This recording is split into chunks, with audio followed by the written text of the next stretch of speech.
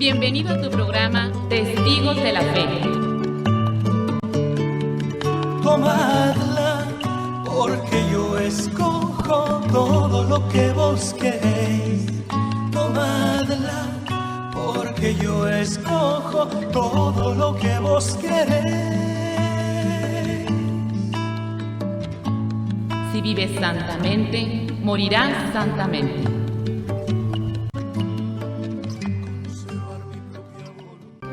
Muy buenas tardes a cada una de las personas que nos van a estar acompañando en este programa Testigos de la Fe. Les saludo a su servidora Madre Gabriela, misionera de Jesús y de María, compartiendo el día de hoy, domingo, día de Pentecostés. Así es, domingo 8 de este mes de junio, ya el sexto mes de este año, como quien dice, estamos a la mitad, así es, a la mitad. Todavía nos faltan unos cuantos días, pero sí a la mitad de este año 2025. Y estamos pues iniciando también el mes del Sagrado Corazón de Jesús. Desde el domingo pasado, día primero, pues todo el mes de junio es mes del Sagrado Corazón de Jesús. Ojalá que tengamos la oportunidad de hacer una oración, las letanías, buscar información acerca de la devoción al Sagrado Corazón de Jesús o inclusive algunos hacer la consagración. Entonces, así como el mes de mayo fue mes de María, mes de junio, mes del Sagrado Corazón de Jesús, y el mes de julio es mes de la preciosa sangre. El día 1 de julio es día de la preciosa sangre. Pues vamos a saludar a cada una de las personas que nos van a estar acompañando. También ya se iniciaba esta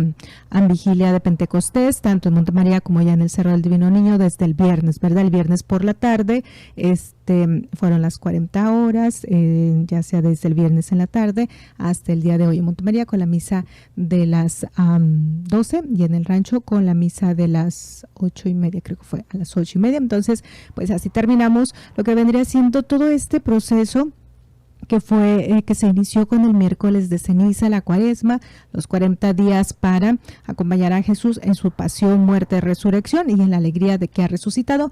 Después de ahí, 40 días para la Ascensión y luego 10 más para Pentecostés, que el día de hoy estamos celebrando la venida del Espíritu Santo en forma de lenguas de fuego. Pues ojalá que este Espíritu Santo lo podamos implorar siempre, ¿verdad? Dice una oración por ahí muy bonita para que me dé el discernimiento, me dé la sabiduría de poder decir, de poder hablar, de poder pensar, actuar y todo conforme al Espíritu Santo, y que muchas veces lo necesitamos y que mejor que es lo que podamos pedir, esa gracia del Espíritu Santo. Nos curamos con la sangre de nuestro Señor Jesucristo, en el nombre del Padre, del Hijo, del Espíritu Santo. Amén.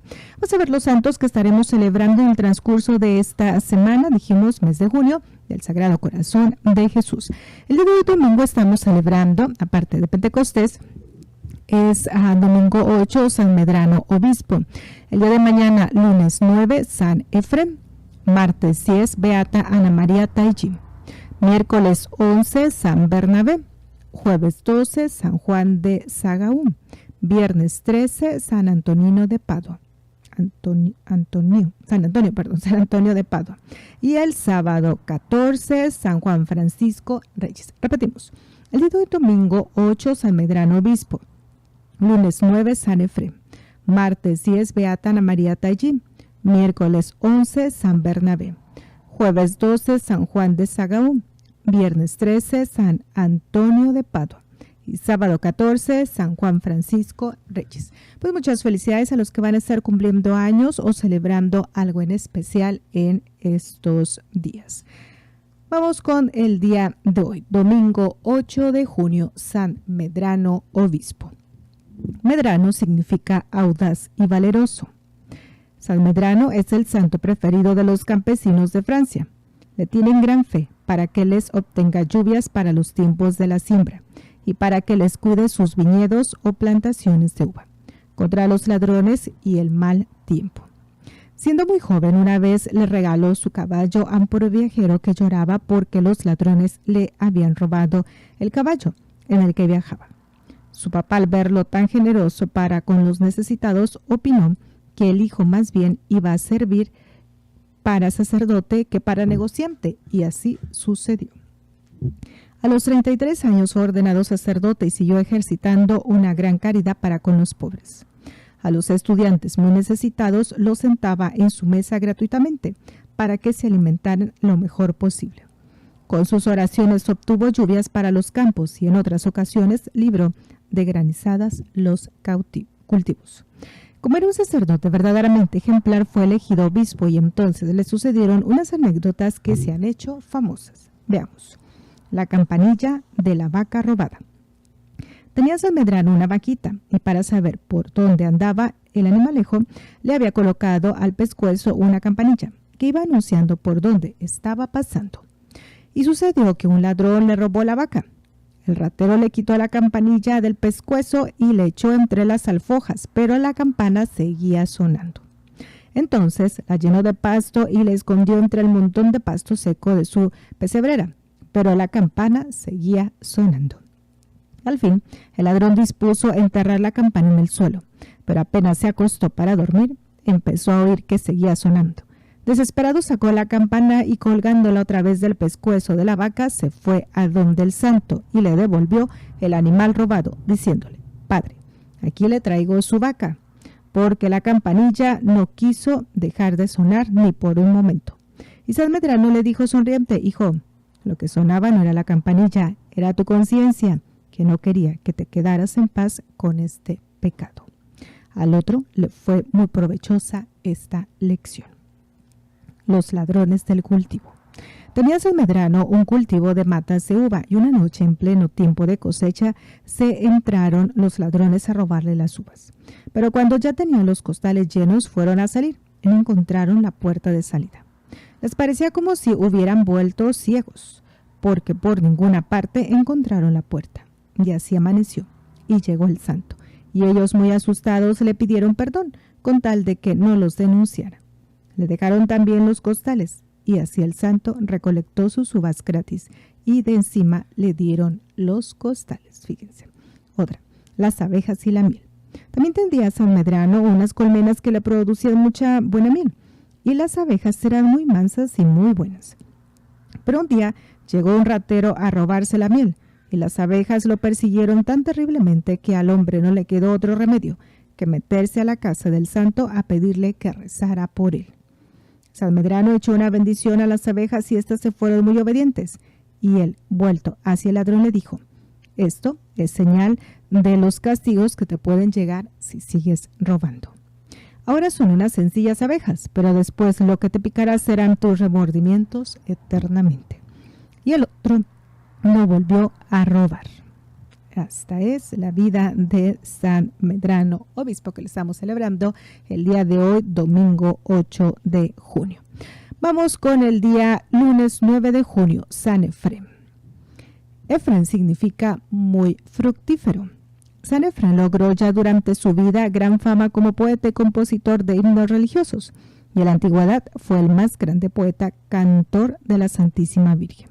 La Iglesia Católica lo ha declarado doctor de la Iglesia y los antiguos lo llamaban arpa del Espíritu Santo. Tenía especialísimas cualidades para escribir poesías y San Basilio dice que era tal la estimación que los antiguos tenían por sus escritos que después de las Sagradas Escrituras en varias iglesias se leía alguna página escrita por este santo. Su mayor acierto, el mejor triunfo de San Efrén, es que a él le debemos en gran parte la introducción de los cánticos sagrados e himnos en las ceremonias católicas. Por medio de la música, los himnos se fueron haciendo populares y se extendieron prontamente por todas las iglesias.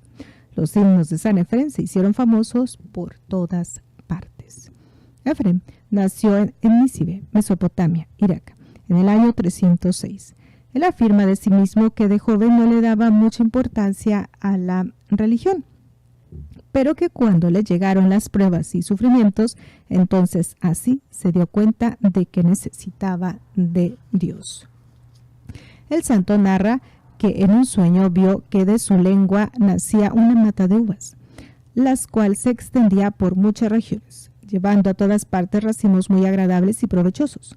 Con esto se le anunciaba que sus obras, sus himnos y cantos se iban a extender por muchas regiones, llevando alegría y agradabilidad. El obispo lo nombró director de la escuela de canto religioso de su ciudad y allí formó muchos maestros de canto para que fueran a darle solemnidad a las fiestas religiosas de diversas parroquias. Los persas de Irán invadieron la ciudad de Nísibe. tratando de acabar con la religión católica, y entonces Efrén, junto con su gran número de católicos, huyeron a la ciudad de Edesa. Y en esa ciudad pasó los últimos años de su vida dedicado a componer sus inmortales poesías y a rezar, meditar y enseñar religión a cuantos más podía. Dicen que la idea de dedicarse a componer himnos religiosos le llegó al ver que los herejes llevaban mucha gente a sus reuniones por medio de cantos que allí entonaban. Y entonces Efrén dispuso hacer también muy simpáticas las reuniones de los católicos por medio de himnos y cantos religiosos, y en verdad que logró conseguirlo.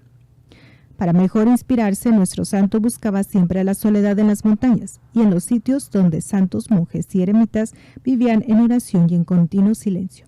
Allí, lejos del remolino de la vida social, le llegaba mejor la inspiración de lo alto. Pero el obispo de Edesa, al darse cuenta de las cualidades artísticas del santo, lo nombró director de la escuela de canto de la ciudad, y allí estuvo durante 13 años, formando maestros de canto para las parroquias. Y sus himnos servían en las iglesias para exponer la doctrina cristiana, alejar las herejías y los vicios, y aumentar el fervor de los creyentes. Y aún hoy sus composiciones poéticas siguen siendo de grandísimo provecho para los lectores. Él expone las enseñanzas de la religión católica, demostrando gran admiración por nuestros dogmas o grandes verdades de la fe. Dicen los historiadores que cuando hablaba de la segunda venida de Cristo y del día del juicio final, empleaba una elocuencia tan vigorosa que el pueblo estallaba en gemidos y sonoros llantos. Y en sus predicaciones consideraba como deber suyo principalísimo prevenir y preparar al pueblo para que nadie se dejara engañar por los errores de las sectas.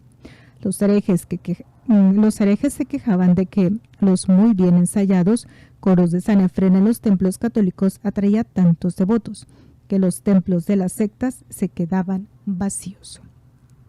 La humildad de San Efrén era tan grande que se creía totalmente indigno de ser sacerdote. Dice, por eso prefirió quedarse siempre de diácono. La última vez que tomó parte en los asuntos públicos en el año 360, cuando hubo gran carestía y una pavorosa escasez de alimentos, los ricos habían acaparado los alimentos y se negaban a repartirlos entre los pobres por temor a que se aprovecharan los avivatos. Entonces, San Efrén ofreció de mediador y como a él sí le tenía total confianza, organizó un equipo de entrenados distribuidores y logró llevar cuantiosos alimentos a las gentes más necesitadas. En una grandísima epidemia organizó un grupo de 300 camilleros y con ellos recogía a los enfermos y los llevaba a sitios especiales para tratar de conseguir su curación. Uno de sus biógrafos comenta, estos dos labores fueron dos ocasiones formidables que Dios le dio a nuestro santo para que se ganara dos bellísimas coronas para la eternidad. La de calmar el hambre de los más pobres y la de devolverles la salud a los enfermos más abandonados. Seguramente, al llegar al cielo, habrá oído de labios de Jesús aquella bellísima frase que él prometió, que dirá un día a los que ayuden a pobres y enfermos. Estuve enfermo y me fuiste a visitar. Tuve hambre y me diste de comer. Ven al banquete preparado desde el comienzo de los siglos. De San Efrén se conservan 67 himnos en honor a Cristo, a la Virgen Santísima y a los temas más sagrados de la religión católica. Su admiración inmensa hacia los sufrimientos físicos de nuestro Salvador en su pasión y muerte son verdaderamente admirables y conmovedores. Con razón las gentes lloraban cuando lo escuchaban o cuando leían sus emocionantes escritos. Por Jesús y por María tenían los más profundos sentimientos de simpatía y admiración. A María la llamaba siempre Madre de Dios. Su muerte sucedió probablemente en junio del año 373.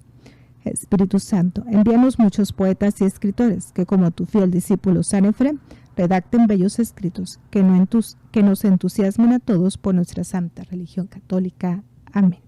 Pues ahí lo vamos a estar celebrando el día de mañana, lunes 9, San Efrén, poeta, doctor de la Iglesia. Vamos un poquitito antes de escuchar nuestra primera campanada, vamos con el día martes 10 de junio. Beata Ana María Taiji. Durante el siglo XIX, una de las mujeres más populares y de mayor fama de santidad de Roma fue Ana María Taigi, una sirvienta, esposa de un obrero. Nació en el año 1729 en Siena, Italia. Su padre quedó en la más absoluta pobreza y se fue a vivir a Roma. La pusieron unos meses a la escuela, pero luego llegó una epidemia de viruela y cerraron la escuela. Ella medio aprendió a leer, pero no aprendió a escribir. Apenas medio garrapateaba su firma y nada más. Su familia vivía en una miseria casucha en un barrio de pobre de Roma. El papá consiguió trabajo como obrero. Su padre deshogaba el mal genio que le producía su extrema pobreza, insultándola sin compasión. La mamá también la humillaba frecuentemente y a la pobre muchacha no le quedaba otro remedio que callar y ofrecer todo por amor a Dios. Aprendió a hacer costuras y trabajando en el almacén de 2 señoras fabricaba ropa de mujer y así ayudaba a conseguir la alimentación para su familia. Y aunque sus padres, que en vez de conformarse con su suerte era cada día más irascibles, la trataban con extrema dureza. Ella, sin embargo, tenía siempre la sonrisa en sus labios, tratando de alegrar un poco la amarga vida de su hogar. Su mayor consuelo y alegría los encontraba en la oración. Un día, en la casa donde trabajaba su padre, le avisaron que quedaba vacante un puesto de sirvienta y él llevó para allá a Ana María. Poco después, la mamá fue admitida allí también como sirvienta y así la familia tuvo ya una habitación fija y la alimentación segura. Ana María era una excelente trabajadora y todos en la casa quedaron muy contentos del modo tan exacto como cumplía sus labores. Cuando Ana tenía 20 años y era una joven muy hermosa, empezó a encontrarse cada semana con un obrero de 28 años llamado Domingo Taigi, que venía a traer mercado a la familia donde ella trabajaba. Se enamoraron y se casaron. Él era tosco, mal geniado y duro de carácter, pero buen trabajador, y ella lo irá transformando poco a poco en un buen cristiano. En su matrimonio tuvieron 7 hijos. Un día en que Domingo y Ana María fueron a visitar la Basílica de San Pedro, un santo sacerdote, el padre Ángel, sintió que cuando ella pasaba junto a él, una voz en la conciencia le decía: fíjese en esa mujer. Dios se la va a confiar para que la dirija espiritualmente. Trabaje por su conversión, que ella está destinada a hacer mucho bien.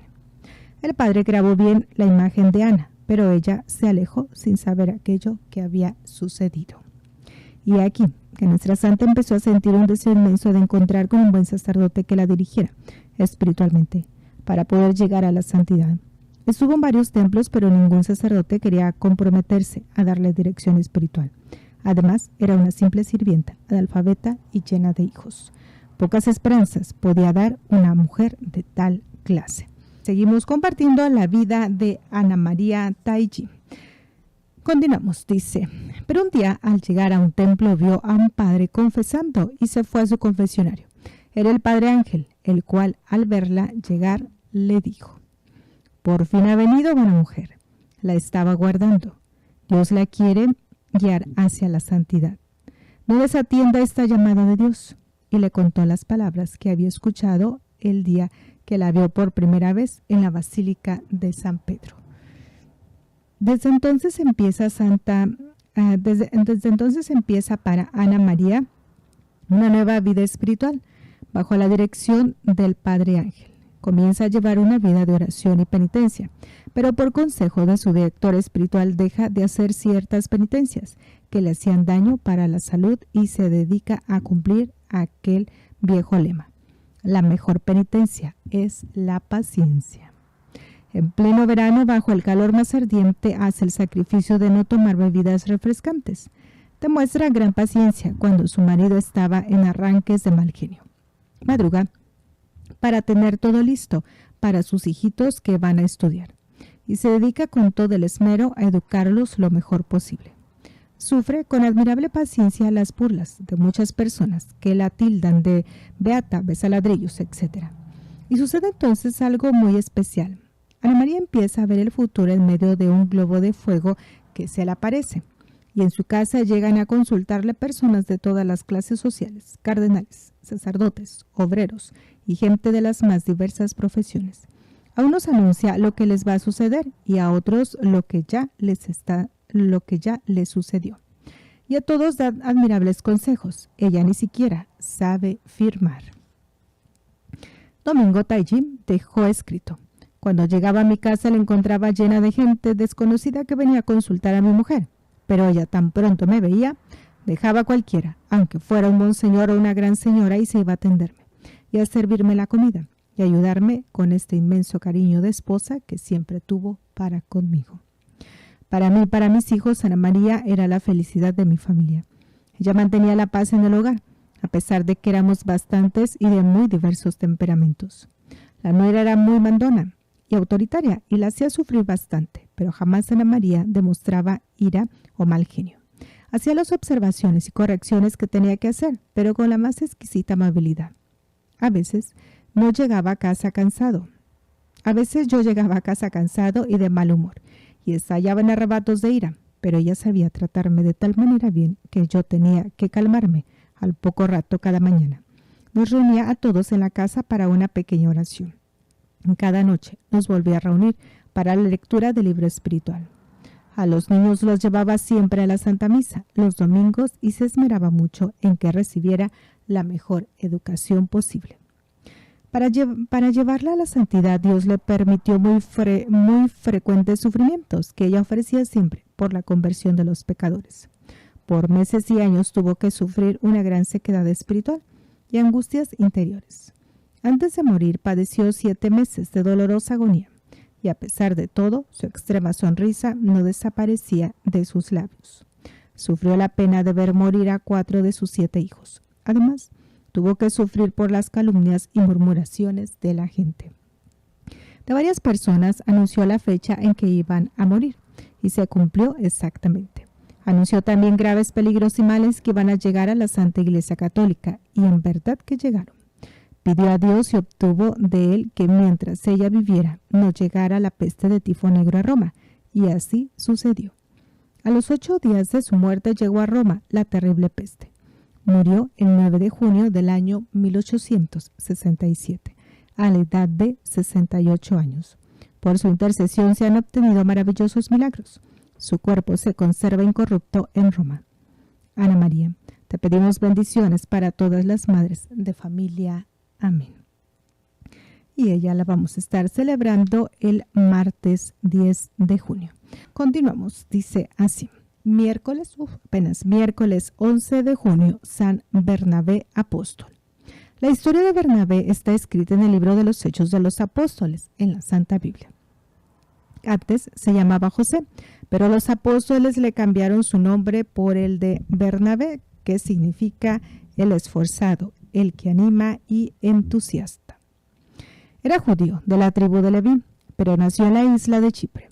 Se hizo muy popular en la primitiva iglesia porque vendió las fincas que tenía y luego llevó el dinero que obtuvo y se lo dio a los apóstoles para que lo repartieran a los pobres.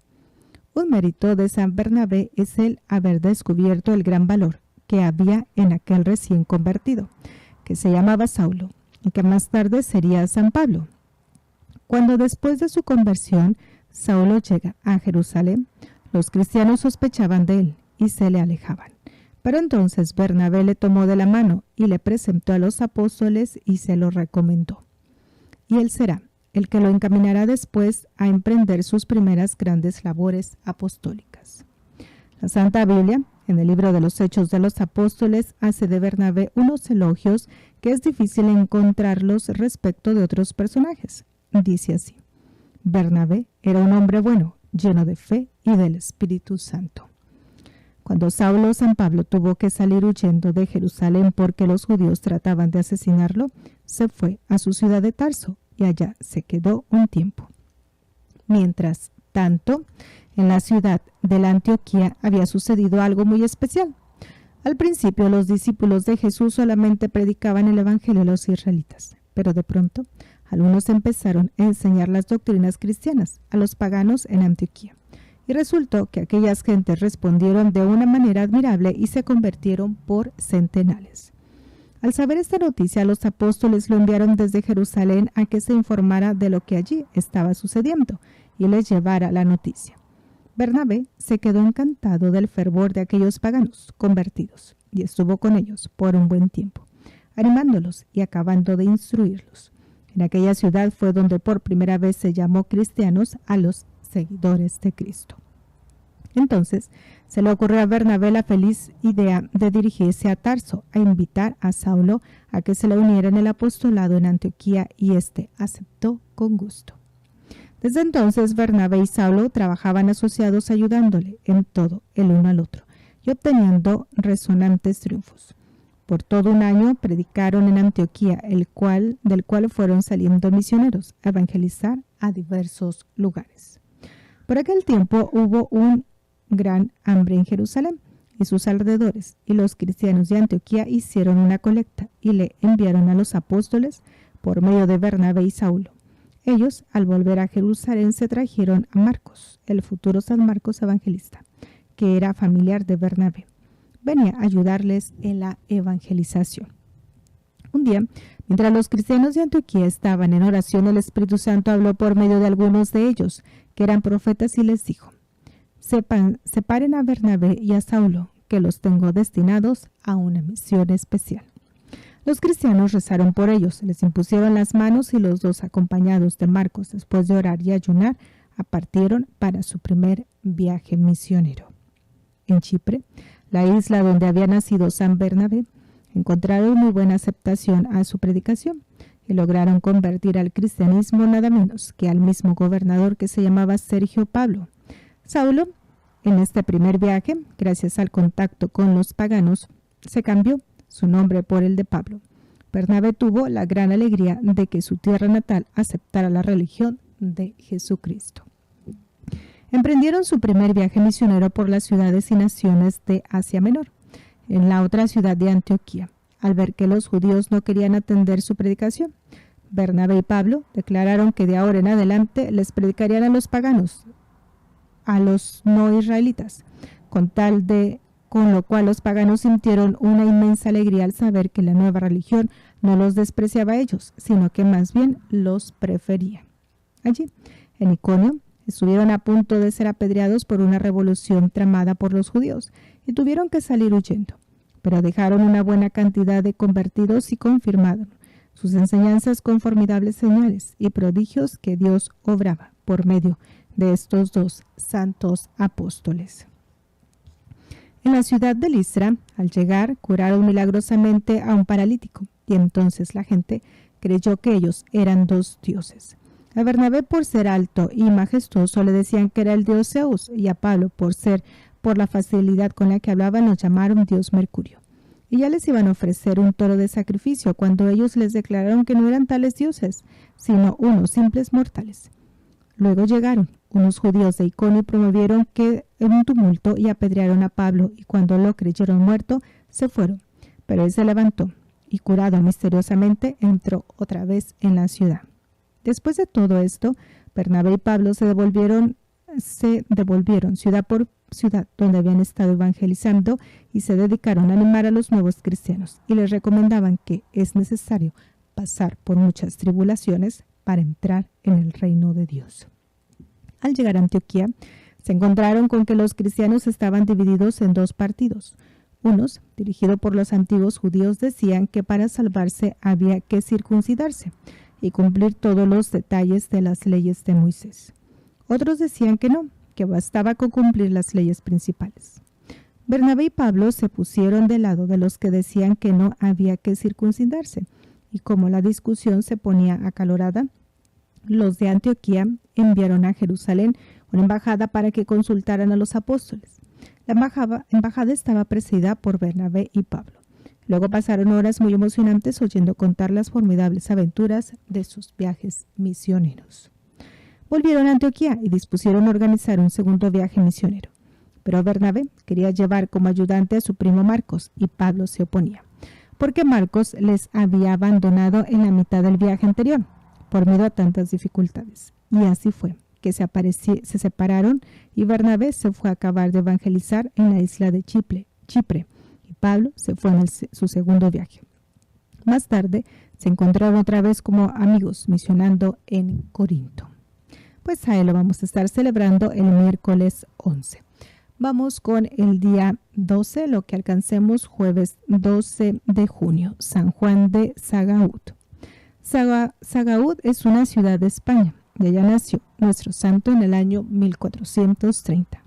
Sus padres no tenían hijos y dispusieron a hacer una novena de ayunos, oraciones y limosnas en honor de la Santísima Virgen y obtuvieron el nacimiento de éste, que iba a ser su honor y alegría. Educado con los monjes benedictinos, demostró muy buena inclinación hacia el sacerdocio y el señor obispo lo hizo seguir los estudios sacerdotales y después de ordenado sacerdote lo nombró secretario y canónigo de la catedral. Pero estos cargos honoríficos no le agradaban y pidió entonces ser nombrado para una pobre parroquia de arrabal. Después de varios años de sacerdocio, sintió el deseo de especializarse en teología y se matriculó como un estudiante ordinario en la Universidad de Salamanca. Allí estuvo 4 años hasta completar todos sus estudios teológicos. Al principio era bastante desconocido, pero un día fue invitado a hacer el sermón en honor a San Sebastián, patrono de uno de los colegios, y su predicación agradó tanto que empezó a ser muy popular entre la gente de la ciudad. Y sucedió que le sobrevino una gravísima enfermedad con serio peligro de muerte, y no había más remedio que hacerle una difícil operación quirúrgica.